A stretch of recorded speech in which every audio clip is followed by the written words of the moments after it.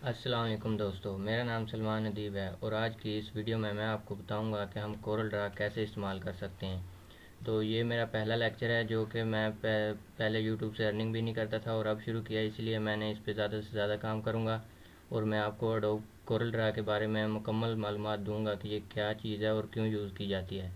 तो आज का हमारा पहला लेक्चर है, तो मैं आपको कोरल ड्रा के बारे में बताऊँगा कि जितने भी फ्लैक्स वगैरह या कार्ड वगैरह कोई भी ऐसे लाइसेंस वगैरह जितनी चीज़ें होती हैं वो सारी कोरल ड्रा से बनती हैं। और किसी भी सॉफ्टवेयर पे बनाएं, बन तो हर किसी पे जाती हैं, लेकिन उन पे ये जो पिक्सल जो है ना ख़राब हो जाते हैं जब प्रिंट निकलता है। तो ये कोरल ड्रा वाहिद सॉफ्टवेयर है जो सिर्फ ये कार्ड वगैरह बनाने के लिए ही तैयार हुआ है और मेरे पास कोरल ड्रा 12 है।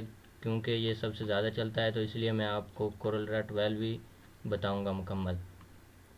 तो अगर आपको इसके बारे में कुछ और पूछना हो तो आप मेरी ईमेल्स वगैरह पे मुझे कांटेक्ट करके बता सकते हैं, तो मैं आपको सब कुछ बताऊंगा।